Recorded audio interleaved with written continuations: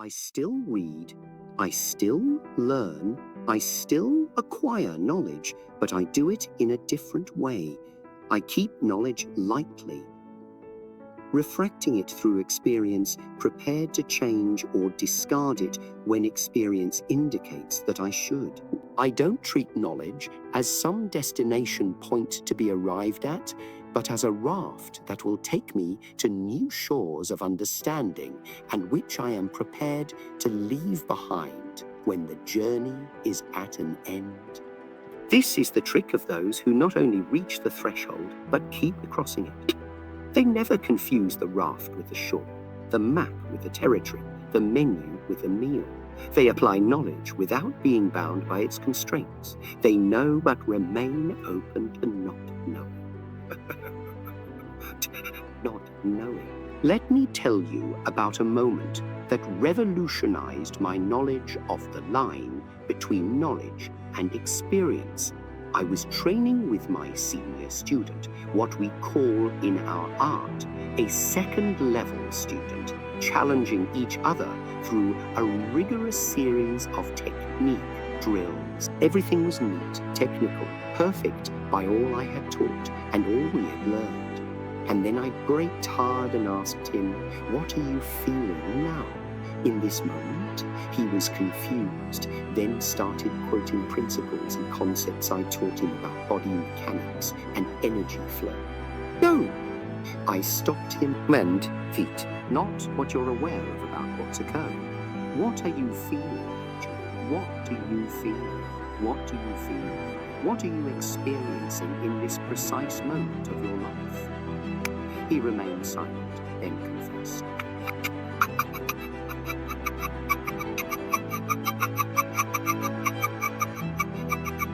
Then you're not here, I informed him. But your knowledge is here, your techniques are here, your body is here, but you are somewhere else, lost in abstraction, caught up in ideas. You're at the threshold, but not crossing over. On that day, we let go of all technical practice. We moved for hours just feeling and attending directly to experience, rather than quantifying against established standards. We were beginners once more, exploring and not executing, finding and not demonstrating. I finally saw him really cross the threshold, not by acquiring new knowledge, but by fully embodying the knowledge he already possessed. This is the heart of my teaching. Knowledge will take you to the door, but direct experience alone will bear you across. This is true for all aspects of your life, your work, your relationships, your spiritual journey, your creativity.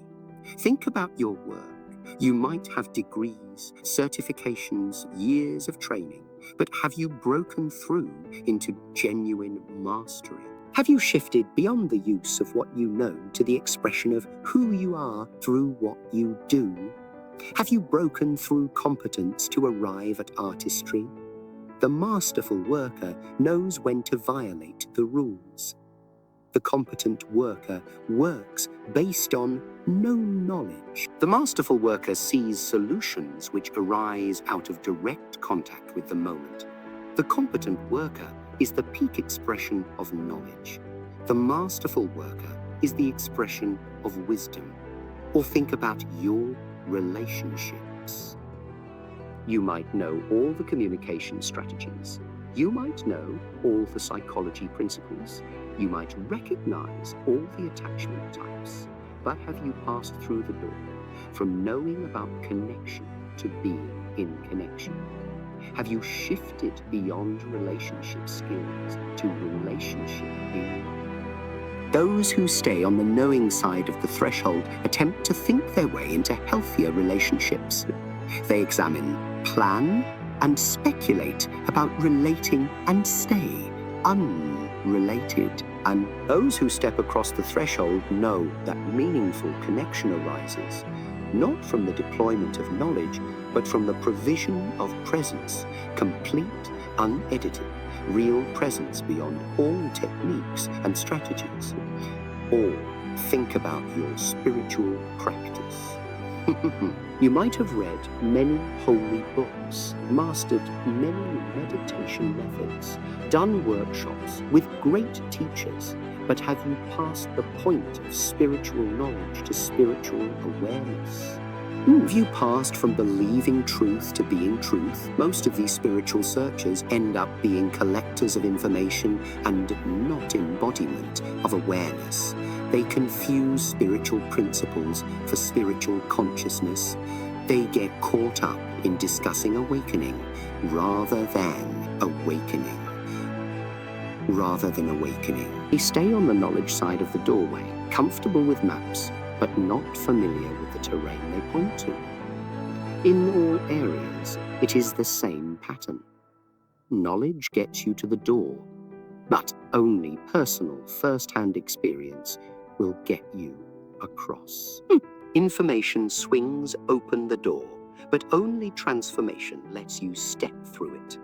This change demands courage, the courage to let go of your familiarity with what you know, to accept the risk of not knowing, to have faith in experience rather than abstraction, to prize wisdom above information. Not many are prepared to pay this cost. Most will take the security of knowledge over the strain of embodiment. They would far rather discuss water rather than drink it, far rather study maps than venture into territory, far rather accumulate insights than embody them.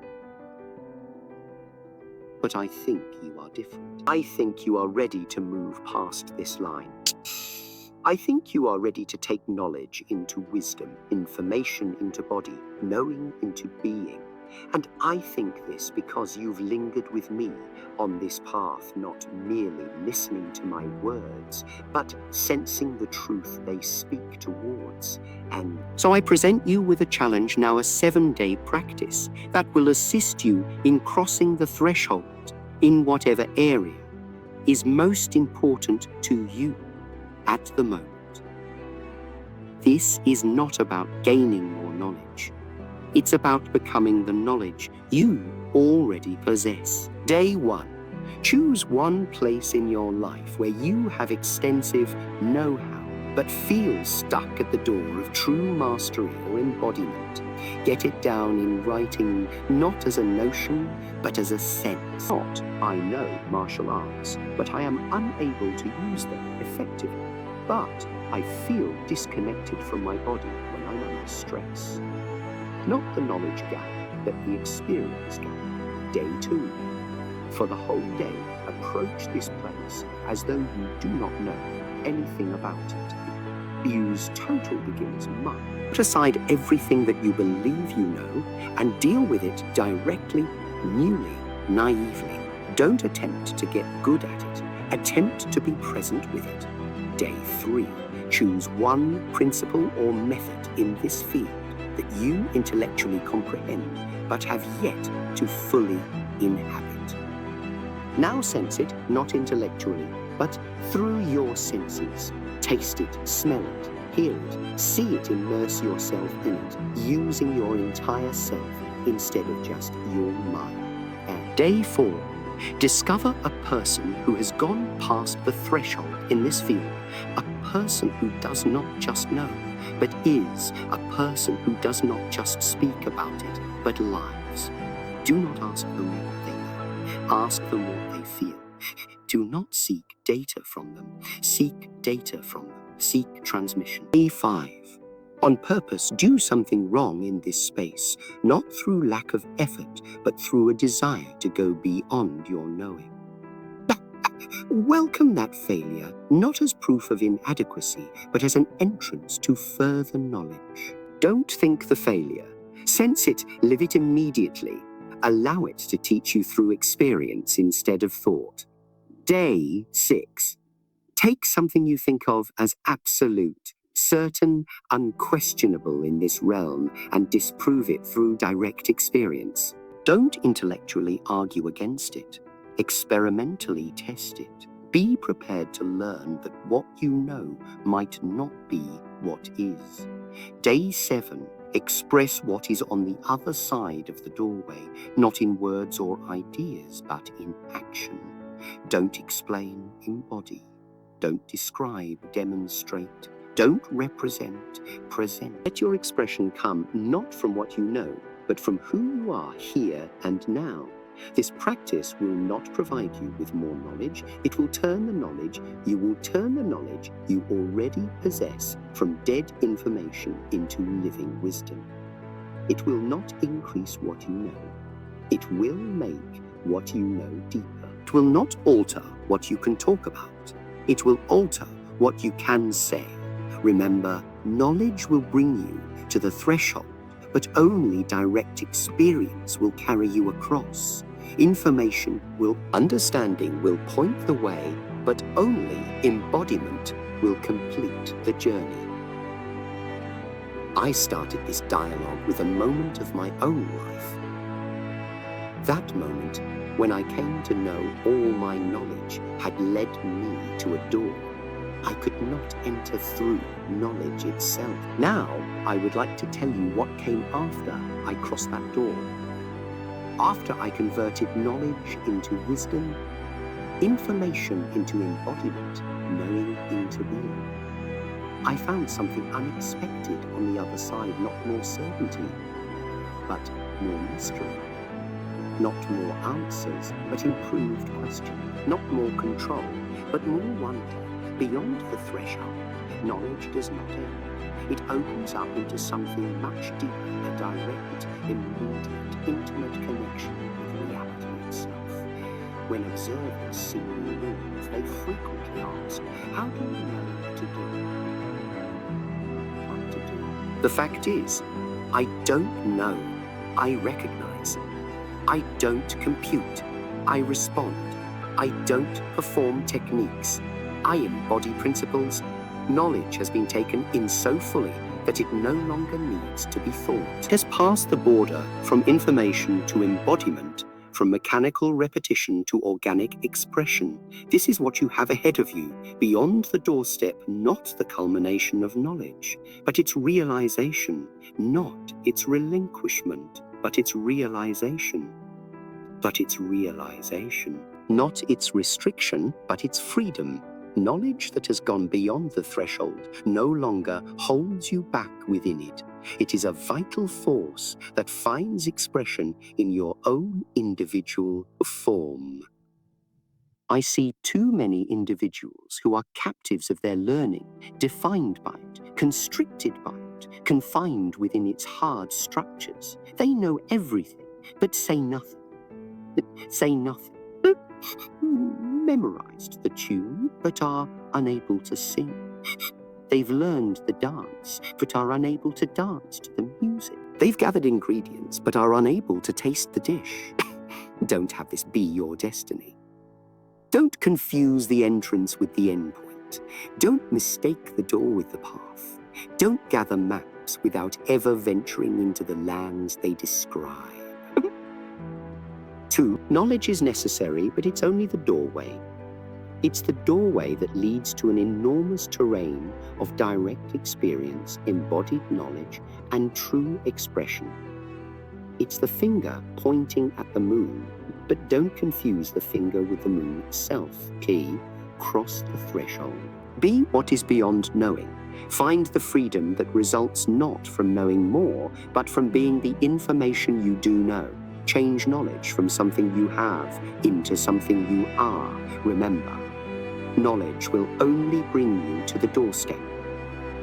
The question is, are you ready to cross it? Are you ready to translate what you know into who you are? Are you ready to make the leap from information into embodiment? The threshold awaits. The door is ajar. The journey beyond knowledge has already started. Be like water, my friend. Not in what you know, but in who you are. But in who you are. There is a moment we all go through, but so few really see. The moment when all that you've learned, all that you've studied, all that you believe you know, suddenly seems insufficient. Insufficient. You're standing on the threshold of something enormous, something beyond all your amassed understanding. And you realize knowledge has only prepared you for the doorway. But it cannot take you through. I recall the first time I sensed this truth. I was 16, 1,000 books read, techniques learned, forms perfected to the point of mastery. My teachers approvingly nodded. My peers stared enviously. But alone in my bedroom, punching shadows I felt. Hollow, something vital was lacking. My techniques were accurate, but robotic. My facts were voluminous, but sterile. I had arrived at the doorstep, but I could not step past it. You recognize this sense yourself, don't you? It's feeling that even with all your study, all your practice, something essential still seems to be just out of reach. That space between knowing and being, between learning and change, between knowing and understanding. This is the border I'm referring to, and this morning, I'm going to reveal to you how to cross it. But be warned, what you'll find on the other side of this door is not what you're thinking. It's not more information, more techniques, more data. It's something much stronger and much more sinister to the individual you believe you are. Are you prepared to give that person up? They seek secrets from me.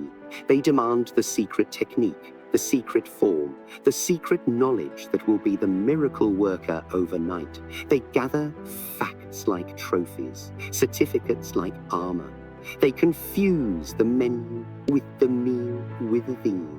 They have been taught by a world that honors information but hungers for wisdom.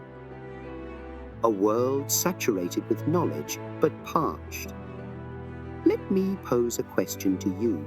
Do you believe having a library with books on how to swim will keep you from drowning? Will learning all the words ever penned on the subject of water keep you buoyant when you're pushed to the bottom? Obviously not. Knowledge that's not in the body is merely heaviness that drags you down.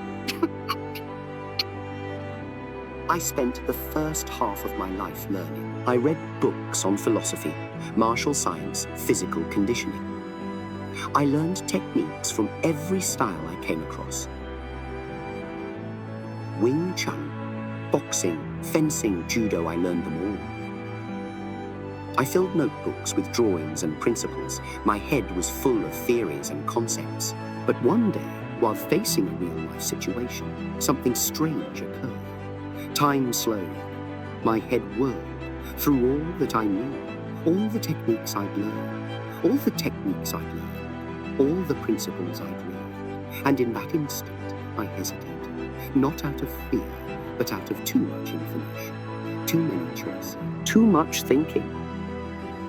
My opponent didn't possess my knowledge, but he stepped across the line that I couldn't. He just did things while I was stuck thinking. That day, I lost to a lesser fighter. I was defeated by my own unintegrated knowing. That loss taught me more than 1,000 wins could. It showed me the perilous delusion that to know is to be.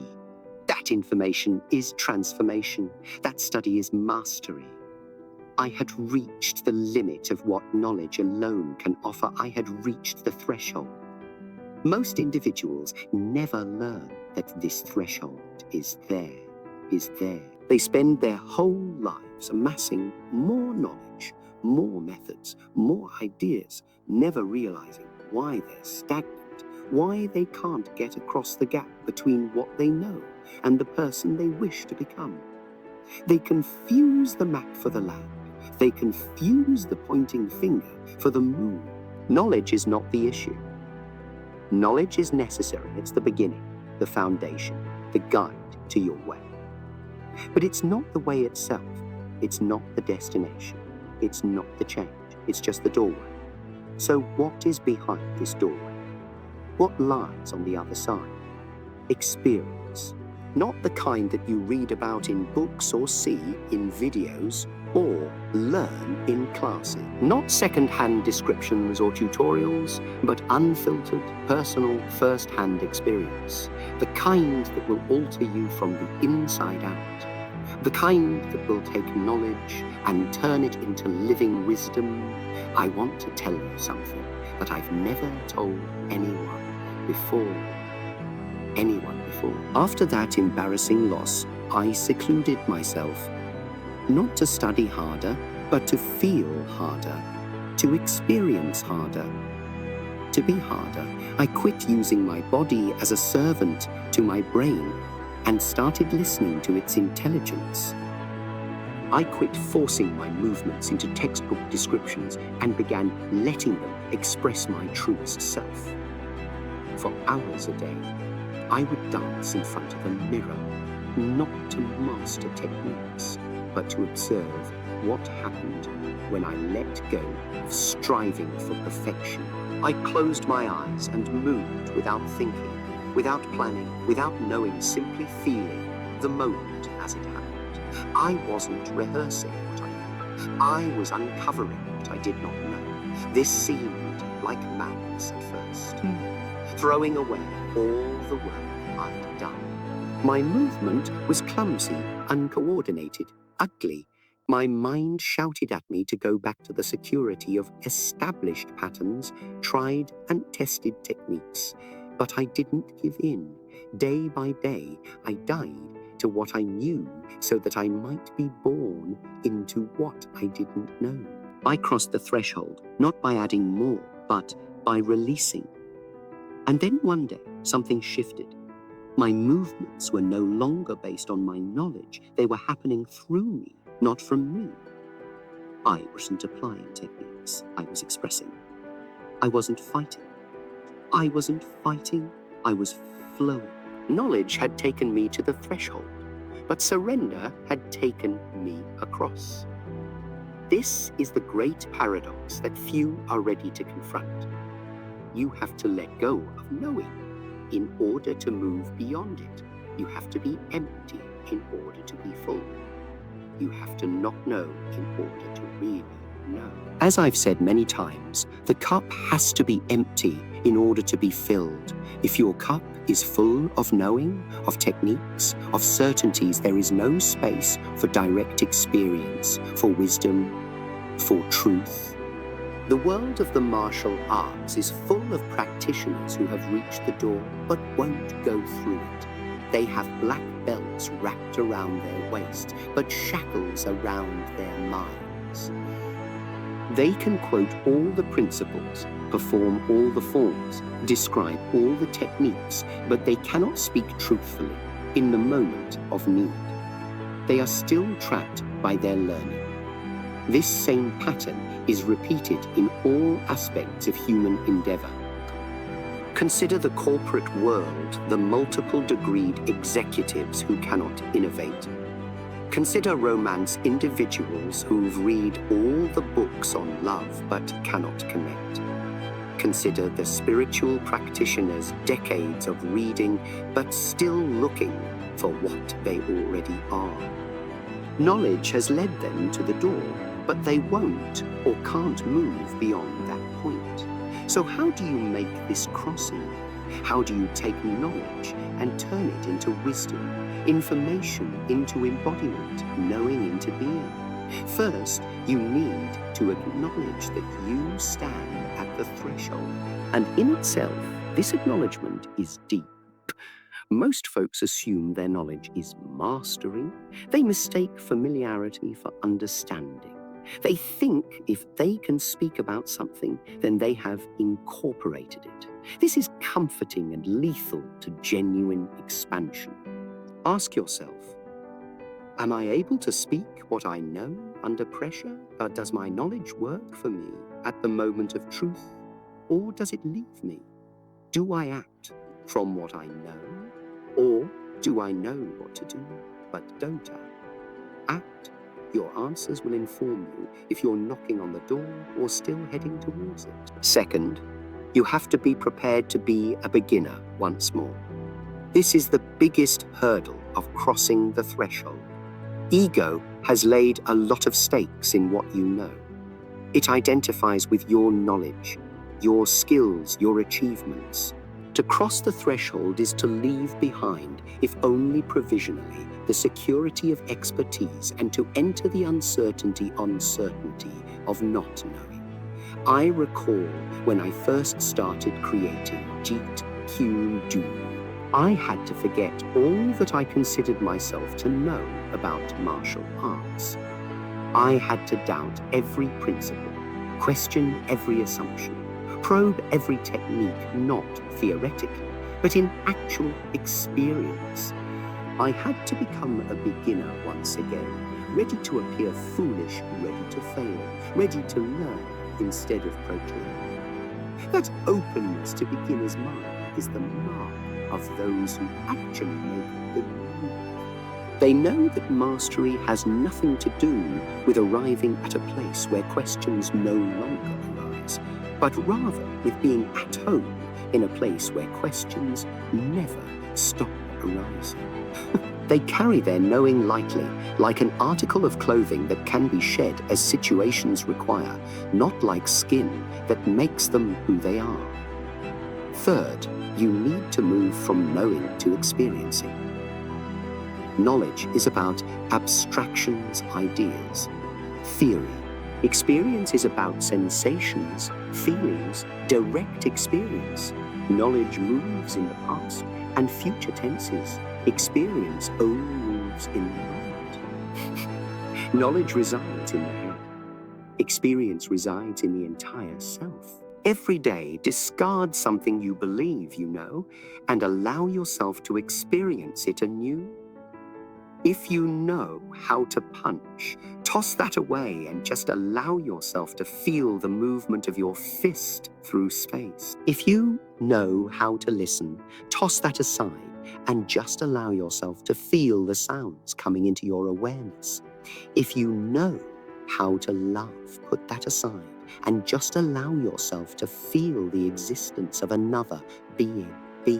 This exercise of intentional experiencing will start to erode the boundary between you and what you know.